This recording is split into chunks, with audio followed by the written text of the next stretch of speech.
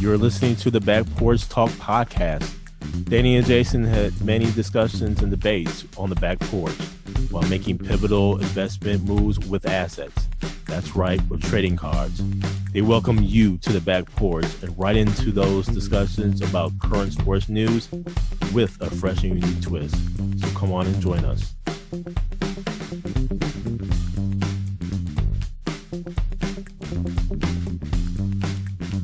Welcome to the Back Porch Talk podcast. I'm your co-host, Jason. It's your co-host, Danny. And fans, we got a full show for you today.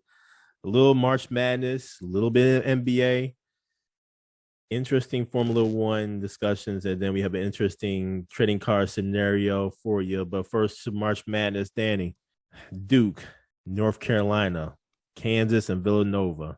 I did not have them in my Final Four bracket. I had Kansas in there, but the rest of the teams I did not have. So this is going to be interesting matchup here. Duke versus North Carolina, a huge rivalry. Great game. An awesome game, a back and forth game that, man, will go down in history. And North Carolina actually prevailed. And, man, this true back and forth. Coach K's last game, he's had a stellar career, all-time winningest coach in NCAA history. Man, he just had an awesome run at it here. And congratulations to him.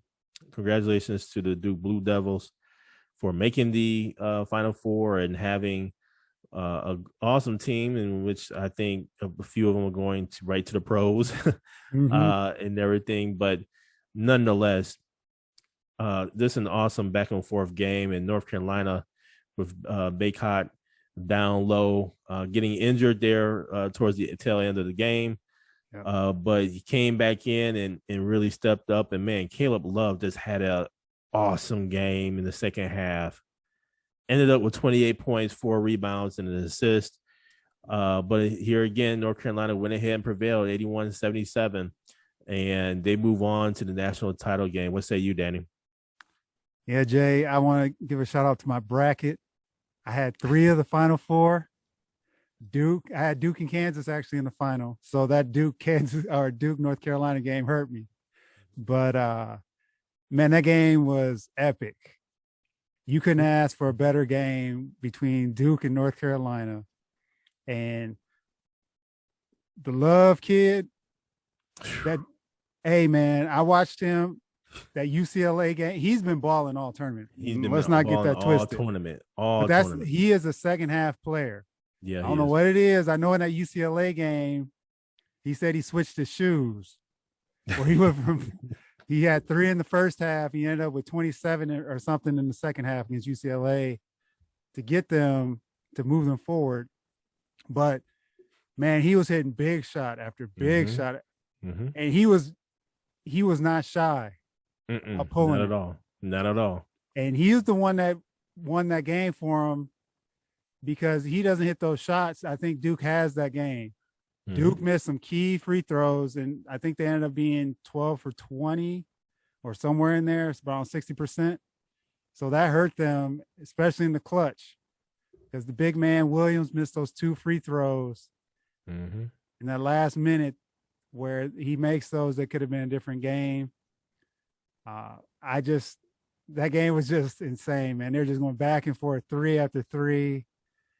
You couldn't ask for a better game, man. And the Kansas-Villanova game, Kansas jumped all over Villanova at the beginning.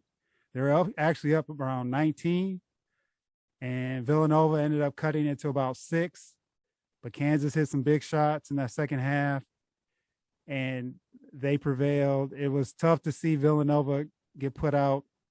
You know, they had some seniors that it got emotional and everything, but that's part of the tournament. And I'm looking forward to this game tonight, man. I'm curious how Baycott is feeling because that ankle sprain, you know, you have that adrenaline when you're in the moment, but if he's getting treatment, I'm assuming he's getting 24-hour treatment on the ankle.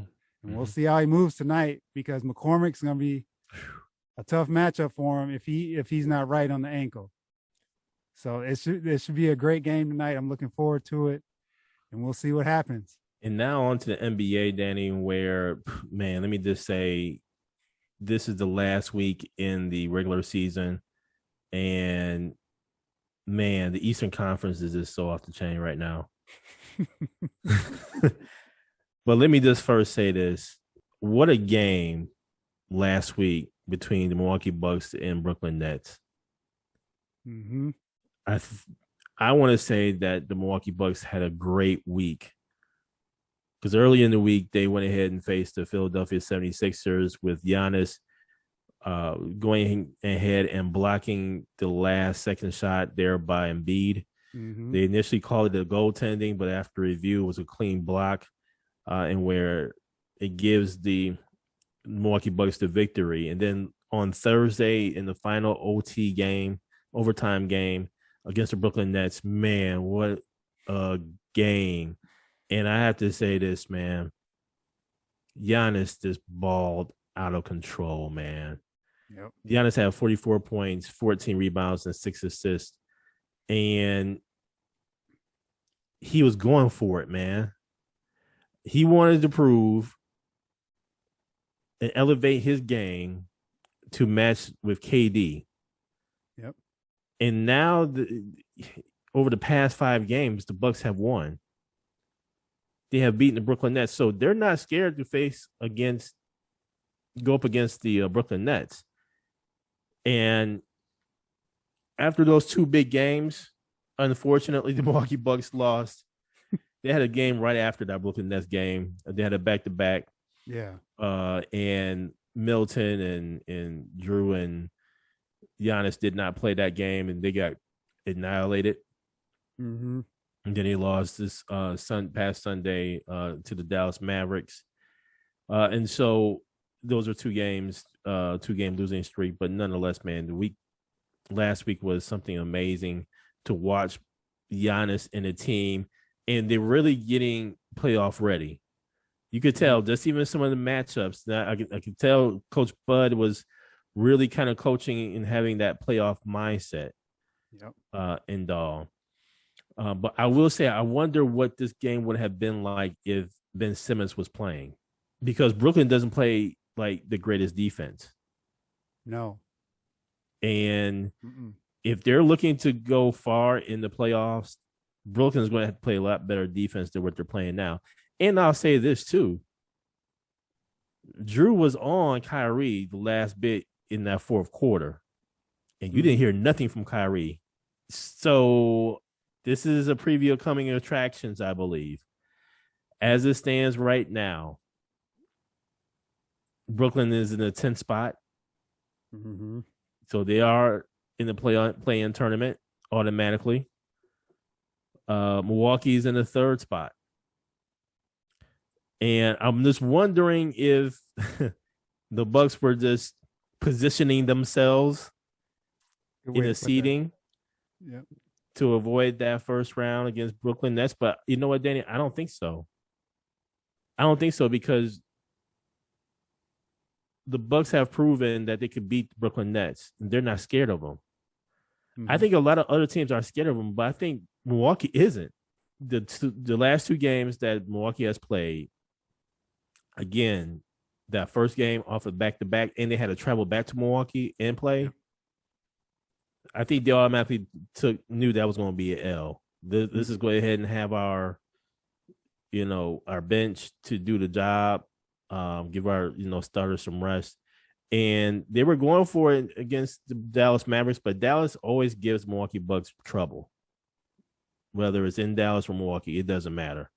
It's just one of those teams historically that we've always had trouble with. So Milwaukee is ready for Brooklyn. What say you, Danny? Those are some epic games again last week with Milwaukee and Philly, where Milwaukee was controlling that game. Philly came back. Philly took the lead, and Milwaukee came storming back and took that game right at the end. And then Giannis hit that big 3 to take that game against Brooklyn to overtime, where Brooklyn was a KD shot away again from taking the game. So he did get a good look at the end. Mm-hmm. And that's one of the things where I'm curious what they do with Ben Simmons from a Brooklyn standpoint, because he's an extra body, but I don't know what kind of shape he's in. Mm-mm. And if that's going to throw them off or if he'll help. Mm-hmm. So I'm very curious how they play this. It sounds like Ben Simmons will not participate in the play-in tournament based on reports today. So they're targeting him for the first round, assuming they make it. Mm-hmm. There's no guarantee yet that they're even in because they're sitting in the 10th spot. So they have to win out to get in. But I think they'll take care of business there. So I'm sorry. Go ahead.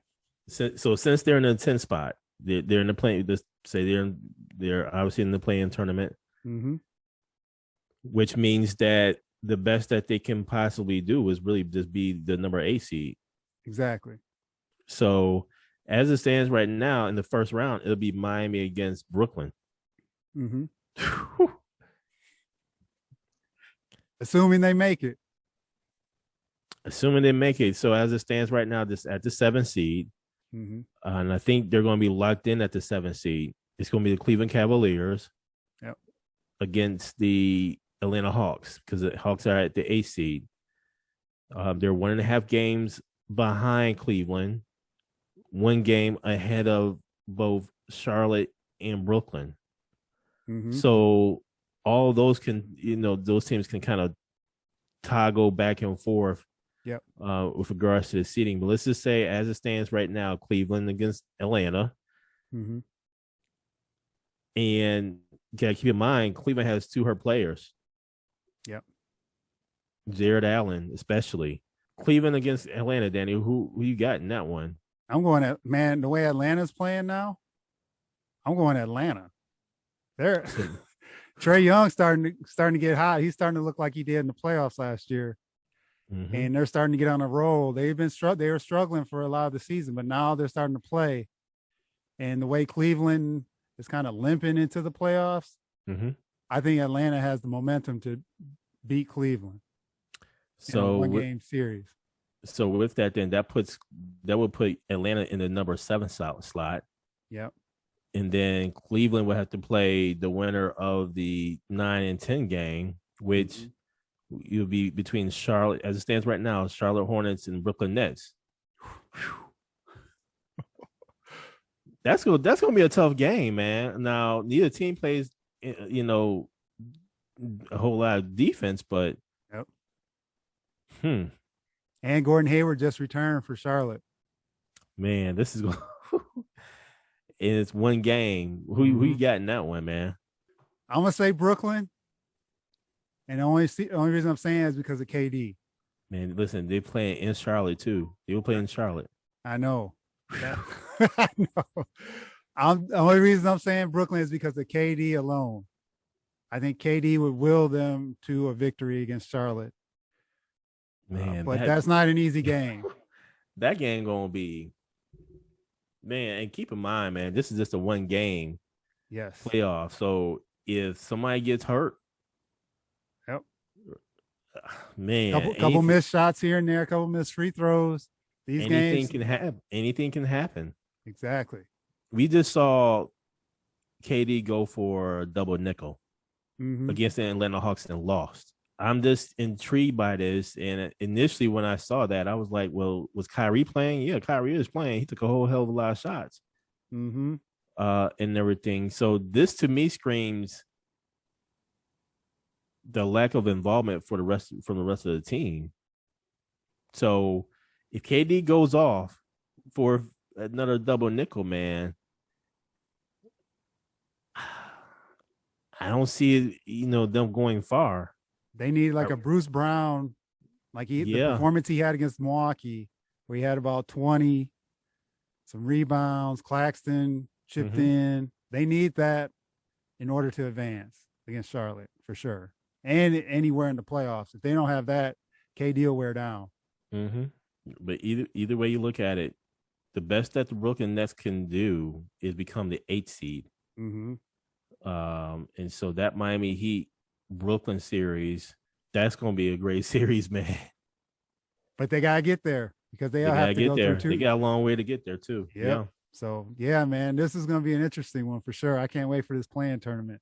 Now, to the Western Conference in particular, your late show, man. Listen, Danny, as it stands right now, the late show is the number 11 seed, man. They're on the outside looking in, 2 games back of the San Antonio Spurs, 3 games back of the New Orleans Pelicans to even make it into the play-in tournament. I'm just going to say this, Danny. The Los Angeles Lakers season is over with. They're not going to make. They're going to make up these 2 games, man. No. The way their schedule looks and the fact that LeBron was like, nah, I ain't gonna play. He's still dealing with the ankle injury and everything. I'm just one to say I think it's a wrap for your season. Yep. And I think the players want it to be a wrap for the season. I think they can't wait to get away from each other, quite honestly.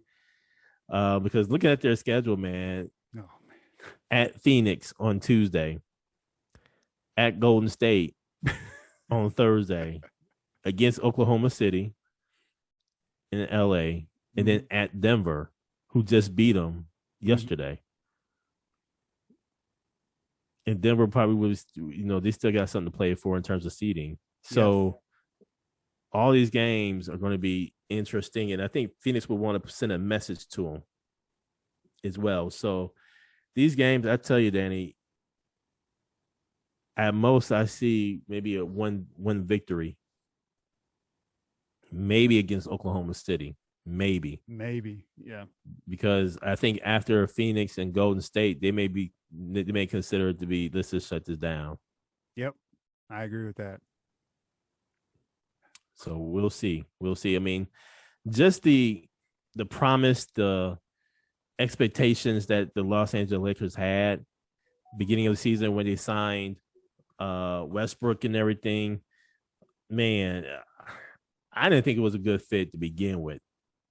As soon as they got Westbrook, I told you that, Jason. I told you at the beginning of the season. As soon as I saw that come through, I'm like, what are they doing? Man, what are they doing? I was like, man, Westbrook can't shoot. Yep. They have no shooting.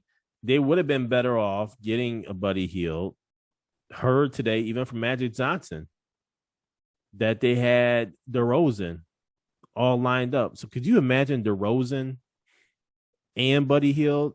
And my understanding from what Magic was saying is they would have kept Caruso and a couple other players. Kuzma. So from Kuzma, I mean, they would have a defensive presence, some young blood, and a lot of shooting. Man, it was a disaster from the jump. And like I said, Westbrook is not a fit for theirs with LeBron. Westbrook's ball dominant, LeBron's ball dominant. Westbrook gives them no outside shooting. They need to spread the floor to open it up for LeBron and AD. He is not that player. And when they made that move, it had me scratching my head. And then they brought in all the other veterans.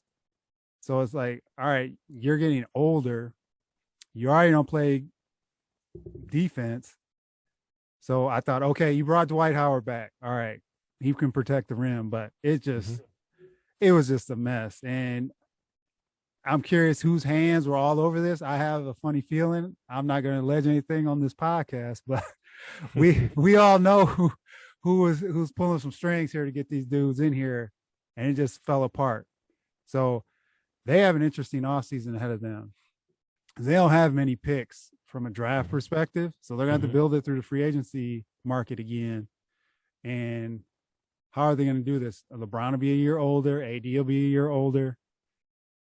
Who are they keeping around? But yeah, they lost their defensive presence, man. They lost KCP, Caruso, dudes that could play at least perimeter defense. That was it. Yeah. And yeah, man, that Buddy Hield piece, that's who they needed. That's what they needed. That's what they needed, man. And now, Danny, on to Formula One, and where on Sunday, March 27th, Formula One racing happened in Saudi Arabia. And man, let me just say, Danny, I watched this, and Sir Lewis Hamilton actually started in the I want to say the 14th or 15th pole position. 15, yep. And so it was interesting because I was like, man, he's so far back, but at the same token, I want to see how he performs under some form of adversity. Mm-hmm. And man, let me just say, he got up as far as number 4, no, either 4 or 5, and he didn't pit. He kept it going for a extended period of time. He wanted to pit, but there was obviously the caution tire or the caution car that was out, and so he didn't pit for a little bit of time. And when he pitted, he went back down to like number 11. He ended up at least scoring because he was in a 10th position, so he scored a point. Max Verstappen actually ended up winning the race here, getting 25 points. So for Red Bull, and then also Ferrari ended up in number 2 and number 3 as well. So interesting race. It was good to see Sir Lewis Hamilton at least fight in Dahl. But man, let me just tell you, Danny, I'm getting really, really interested with these Formula One racing. It's really intriguing, and again, it's not super long. Now, this particular race was only 50 laps. Yep. And so we're only looking at about an hour and 45 minutes or so. Continuous action and everything. So I'm kind of into this Formula One. You have a new fan, you have new fans, and Back Porch Talk podcast would love to learn more about Formula One. Don't know if you have any academies or anything of that sort, but hey, be interested in knowing a little bit more about Formula One, and becoming ambassadors of your sport as appropriate. But then to our earlier point, man, where is the U.S. in this, man? Yep. I mean, Ford, GM.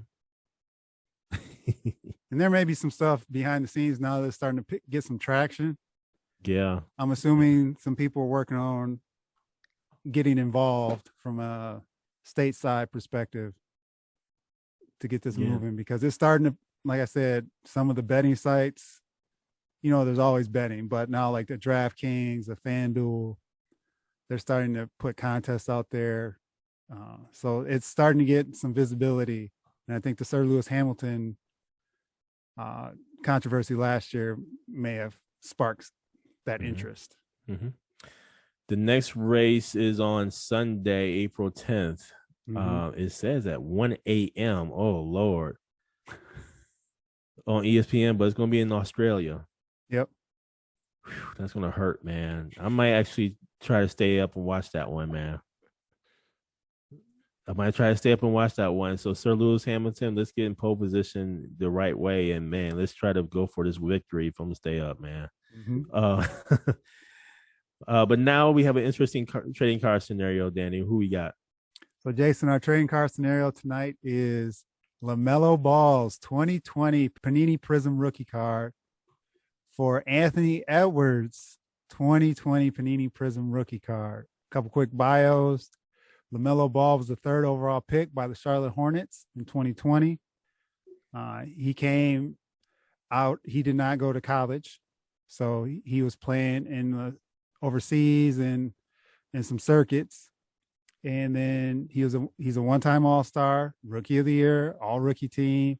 Currently averages 18.2 points, 6 boards, and 7 assists.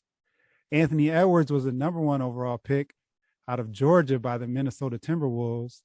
He made the All-Rookie team. He's currently averaging 20.1 points, 4 rebounds, and 3 assists. So, Jason, who do you want in your portfolio? Danny, this was a difficult one for real. As I looked at LaMelo and all the hype and everything, obviously Lonzo, you got drafted by the Lakers. He had huge hype. And I think LaMelo is actually better than Lonzo, quite honestly. I was torn with this because in looking at LaMelo, he kind of reminds me just a little bit of Michael Carter Williams. He's tall at 6'7". He has handles and he can score. And he can pass the ball, man. He's averaging 37, 38% from the three-point line. So this was a tough one, man, because I thought about Anthony Edwards and how dominant he is. And I thought about the Minnesota Timberwolves as a team. And I think with them going to the playoffs and them being dangerous, I'm thinking that the team can elevate Anthony Edwards a little bit more to make his card a little bit more valuable because he has that playoff experience and potential of, moving on to the next round. I was really torn with this one, man. I've been going back and forth on this. Thank you for joining us at Back Porch Talk Podcast. You can also join us on Twitter by tweeting us at @back_podcast. For more information, you can go to our website, which is backporchtalkpodcast.com. You can also email us at backporchtalkpodcast@gmail.com. Again, thank you for joining us, and remember that there's enough hate in the world, so go ahead and spread a little love.